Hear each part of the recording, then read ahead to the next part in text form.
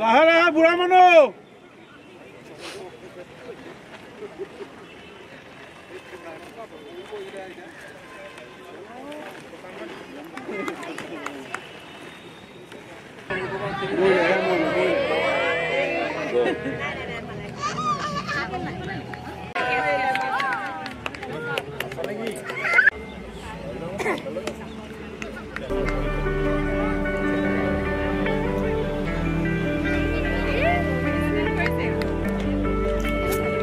জুবিন গাৰ্গৰ স্মৃতিত যোৰহাটত প্ৰদৰ্শনীমূলক ক্ৰিকেট অসমবাসীৰ প্ৰাণৰ শিল্পী জুবিন গাৰ্গৰ স্মৃতি সোঁৱৰণ কৰি যোৰহাট ষ্টেডিয়ামত নৈশলোকত যোৰহাট প্ৰিমিয়াৰ লীগ একাদশ আৰু জেডজি একাদশৰ মাজত এখন প্ৰদৰ্শনীমূলক ক্ৰিকেট মেচ অনুষ্ঠিত হয়।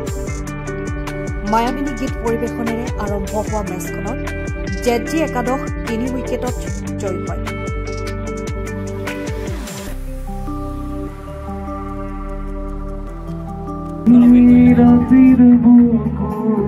দেখা পালো তোমাৰ ছবি ধৰা দিলা গোপনে আহি হিয়াৰ কোন তুমি যে মোৰ শুকান মন নিয়নৰে চেঁচাটো পাল নামি অহা ৰদৰে লৈ মোৰ দেহ প্ৰতি 3 উইকেটত জয়ী হয়। প্ৰথমতে যোৰহাট প্ৰিমিয়াৰ লীগ একাদশে 15 অভাৰত 7 উইকেটৰ বিনিময়ত 92 ৰান কৰে। প্ৰত্যুত্তৰত জেডজি একাদশে 13 অভাৰত 7 উইকেটৰ ব্যৱধানত 93 ৰান সংগ্ৰহ কৰি 3 উইকেটত জয়ী হয়। জেডজি একাদশৰ হৈ শিল্পী আচুৰ্য বৰপাত্ৰ গোহাঁই, কেপ্টেইন নীল আকাশ, ৰৈ ৰৈ বিনালেৰ পৰিচালক ৰাজেশ ভূঞা, শশাংক সমীৰ, জয়ন্ত কাকতি, পংকজ ইন্তি, হৰপল শইকীয়া, অনুপম শৰ্মা, ডিজু বৰুৱা, শচীন বৰুৱা, সমুদ্ৰ বৰা, জনম কাশ্যপ আৰু আৰ্যদ্বীপে অংশগ্ৰহণ কৰে। আনহাতে যোৰহাট প্ৰিমিয়াৰ লীগ একাদশত সিদ্ধাংকু অংকুৰ বৰুৱা, ৰূপজ্যোতি কুৰ্মী, নীলিম গগৈ, পৰীক্ষিত দত্ত, পংকজ শ্ৰুতিকৰ, মনময়ূৰ বৰদলৈ, প্ৰাঞ্জল বৰুৱা, জিলায়ুক্ত জয়শিৱানী, ৰাহুল শৰ্মা, প্ৰান্তপ্ৰতিম পাত্ৰ, অংকুৰ খালঘৰীয়া, সুদীপ্ত এন ভদ্ৰাজ, ভৱানী দাসা, দেৱৰ্ষী শৰ্মাই মেচখনত অংশগ্ৰহণ কৰে। মেচখনত মেন অব দ্য মেচ হয় জেডজি একাদশৰ হৰপল শইকীয়া।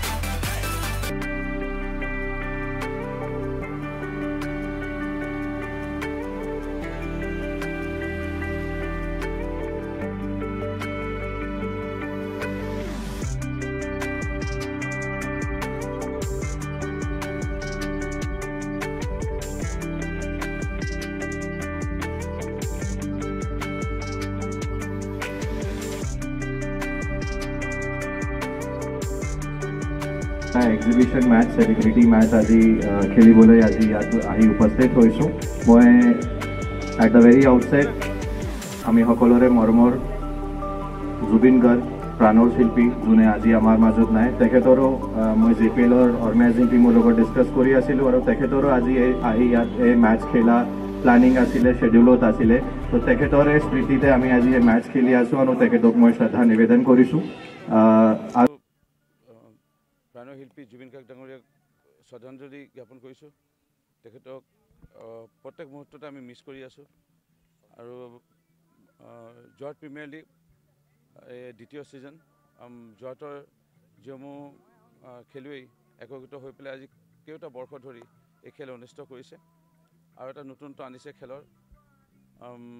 জুবিন দা ইয়াত অহা কথা আছিল, তেখেত যদি জীৱিত থকাহেঁতেন এই বৰ্ষত অহা কথা তেখেতে প্ৰতিশ্ৰুতি দিছিল, কিন্তু তেখেতটো নাহিব আৰু তেখেতক সোঁৱৰি খেলখন অনুষ্ঠিত হৈছে আৰু নতুন প্ৰতিভা সৃষ্টি হয়।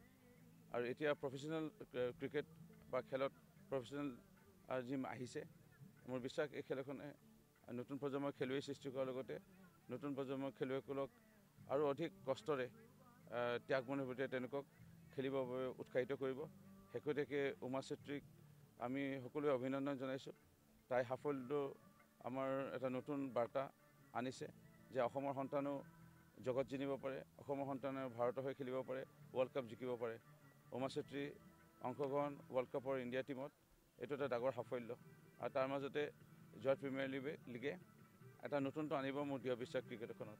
আপুনি এইদৰে প্ৰীতি খেল আগতেও খেলিছে, যিটো আমি দেখিছোঁ জুবিন দাৰ লগতো খেলিছে, আজি জুবিন দা নাই কিন্তু জুবিন দাৰ লগত কেইটামান বছৰ আগতে আমাৰ মৰিনীত ফুটবল খেলিব আহিছিলে আৰু তেখেতৰ যি আদৰ্শ আছিলে, আদৰ্শ যে খেলি এটা যিটো টকা অৰ্জন হয় বা টিকেট যোগেদি যোনে উদ্যোক্তা আমি মৰিনী কেন্দ্ৰ আছিলোঁ, আমি টিকেট বিক্ৰী কৰিছিলোঁ, তাৰ পৰা যিটো লাভাংশ তেখেতৰ নিজৰ সহশিল্পীসকলৰ আপদ বিপদত সহায় কৰা এটা যিটো মন আছিল তেখেতৰ, এইটো এটা বহল হৃদয় মন।